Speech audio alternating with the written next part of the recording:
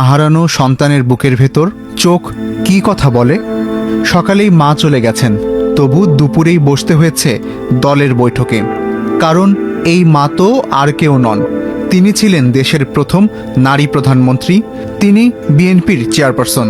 কাজেই পরিবার আর ব্যক্তি আবেগের বাইরেও দলের নেতাকর্মী ও সাধারণ মানুষের ভালোবাসার চাপ সামলে নিতে হচ্ছে তার সন্তান হিসেবে। নিজেও 17 বছর পর দেশে ফিরেছেন। সব সামলে ওঠার আগেই মা চলে গেলেন সকালে। দুপুরে তাই এমন বিষণ্ণ দেখা গেল চোখ। বৈঠকে যারা ছিলেন তাদেরও কেউ মাথা নিচু করে ছিলেন শোকে, কেউ চোখ মুছছেন।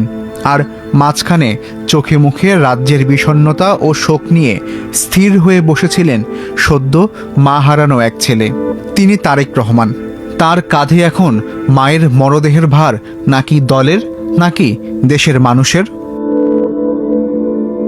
বৈঠক শেষে দলের পক্ষ থেকে এলো চেয়ারপারসনের মৃত্যুর ঘোষণা।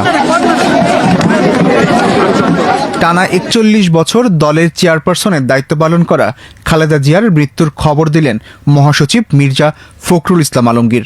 বাংলাদেশের গণতন্ত্রের জন্য সংগ্রাম করা আপসহীন নেত্রী, অনন্য সাধারণ ব্যক্তিত্ব সম্পন্ন মহিলা, দূরদৃষ্টি সম্পন্ন প্রজ্ঞা সম্পন্ন একজন নেত্রী, যিনি বারবার বাংলাদেশের গণতন্ত্রকে উদ্ধার করবার জন্য সংগ্রাম করেছেন, কারাবরণ করেছেন এবং নির্যাতিত হয়েছেন।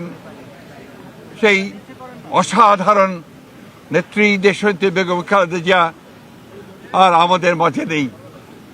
আজকে সেই নেত্রীর ইন্তেকালে বাংলাদেশের রাজনৈতিক ইতিহাসে এক অপূরণীয় ক্ষতি সাধিত হল এবং এই ক্ষতির পূরণ সহজে সম্ভব নয়। আজকে এমন একটা সময়ে তিনি চলে গেলেন যখন তাকে সবচেয়ে বেশি প্রয়োজন ছিল। আমরা এই শোককে শক্তিতে রূপান্তরিত করতে চাই।